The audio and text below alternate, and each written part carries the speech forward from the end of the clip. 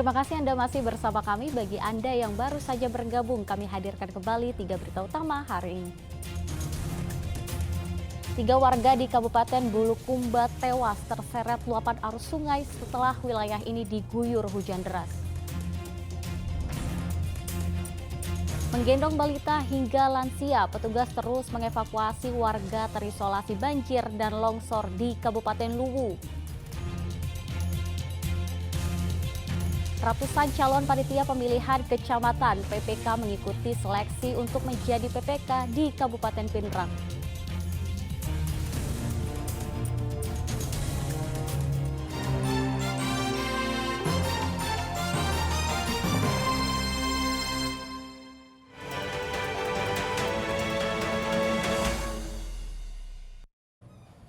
Ratusan calon panitia pemilihan kecamatan PPK mengikuti seleksi untuk menjadi PPK di Kabupaten Pinrang.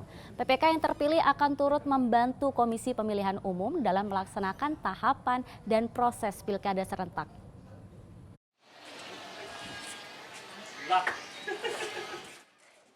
Ratusan calon panitia pemilihan kecamatan atau PPK mengikuti ujian Computer Assist Test atau CAT untuk menjadi panitia pemilihan kecamatan pada pilkada serentak di Kabupaten Pinrang Selasa lalu. Komisioner KPU Pinrang mengatakan calon PPK yang lolos seleksi pada tes CAT ini akan menjadi perpanjangan tangan KPU dalam melaksanakan tahapan dan proses pilkada serentak di tingkat kecamatan. PPK itu merupakan perpanjangan tangan kami dari KPU Kabupaten Kota, dan terlebih memastikan seluruh tahapan-tahapan di kecamatan itu berjalan sesuai dengan regulasi yang ada. KPU akan memilih 60 orang calon PPK dengan nilai tertinggi untuk disebar di 12 kecamatan dengan masing-masing 5 orang per kecamatan. Suhardi Gatang melaporkan dari Kabupaten Pinrang.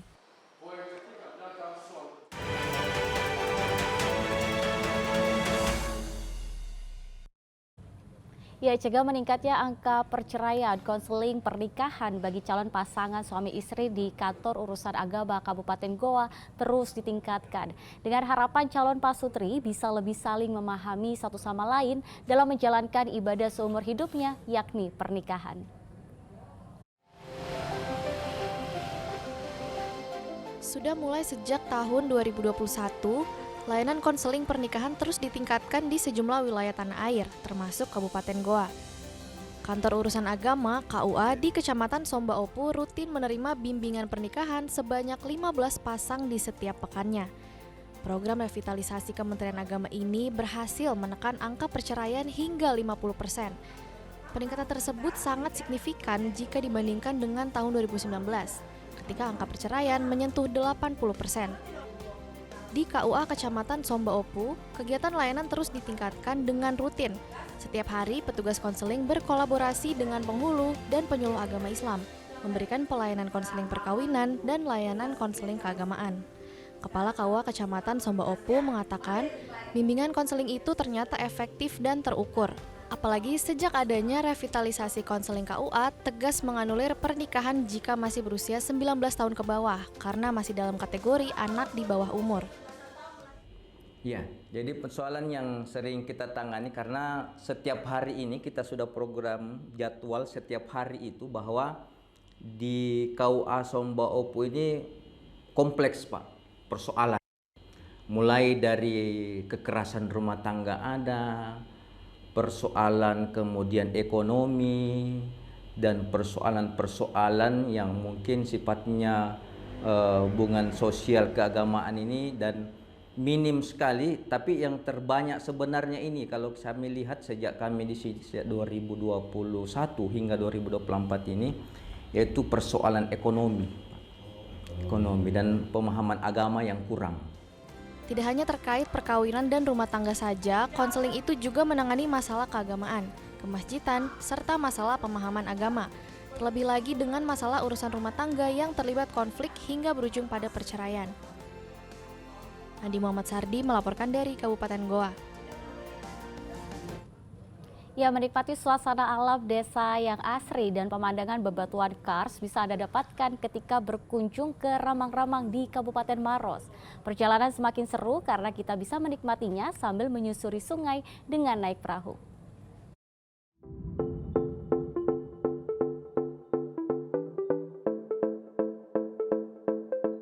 Selamat datang di kawasan Ramang-Ramang Kabupaten Maros. Nah, sudah ada perahu yang siap antar saya untuk berkeliling di kawasan ini. Kira-kira dapat spot foto cantik apa aja ya? Yuk kita mulai perjalanan kita. Perahu-perahu ini akan mengantarkan setiap pengunjung menyusuri Sungai Putih sambil menikmati pemandangan indah. Destinasi wisata Ramang-Ramang menawarkan panorama yang indah dari gugusan pegunungan Kars atau pegunungan Kapur yang gagah dan menawan. Lokasi Ramang-Ramang terletak di Desa Sanlenrang, Kecamatan Bontoa, Kabupaten Maros. Ramang-Ramang ini adalah salah satu ikon pariwisata di Sulawesi Selatan. Untuk menuju lokasi ini, dari Bandara Internasional Sultan Hasanuddin Makassar bisa ditempuh dengan berkendara kurang lebih 1 jam perjalanan. Adapun biaya tiket masuk kawasan Ramang-Ramang Maros ini sekitar Rp5.000 hingga Rp10.000 per orang. Selanjutnya, untuk masuk ke kawasan wisata pengunjung perlu menyewa perahu untuk melewati Sungai Putih. Oh ya, jasa sewa perahu motor ini dikelola oleh warga sekitar. Untuk perahu kecil yang memuat 2 hingga 4 penumpang, biaya sewanya Rp200.000. Sementara untuk biaya sewa perahu yang berukuran lebih besar, yang memuat 6 hingga 10 orang, butuh Rp300.000 hingga Rp400.000. Selama menyusuri sungai yang dikelilingi tanaman bakau dan pohon nipah, kita juga bisa merasakan udara yang sejuk yang membuat kita nyaman. Pemandangan pegunungan batu Kars, hijaunya pepohonan dan langit biru, jadi pemandangan cantik yang rugi banget kalau kita lewatkan begitu saja, tidak kita abadikan dengan kamera. Selfie dulu ya.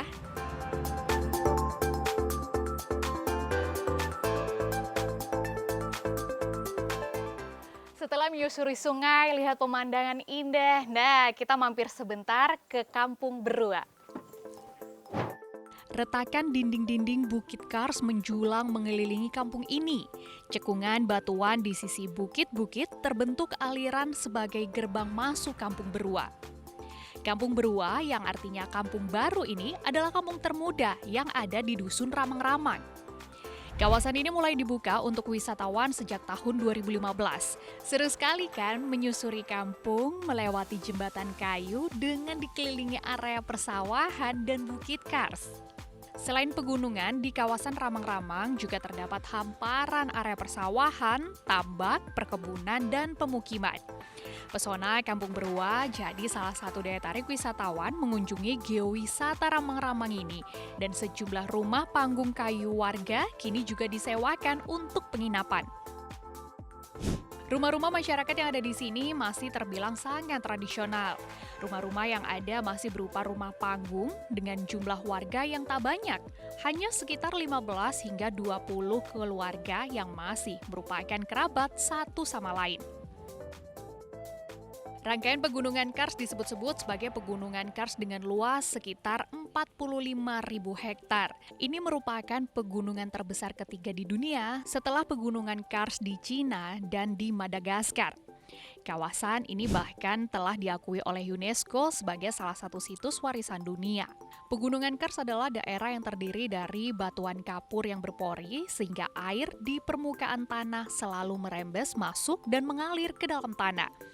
Karena kars ini terbentuk biasanya karena adanya pelarutan batu gamping. Nah, nyaman banget nih menikmati pemandangan indah sambil minum es kelapa muda. Kalau saya menyarankan datang ke sini bisa pagi-pagi, jadi masih udara fresh banget sambil menikmati pemandangan indah atau sekalian sore hari tuh. Takutnya kalau siang panas banget nantinya ya. Afrin Meriana, Sony Harun melaporkan dari Maros, Sulawesi Selatan.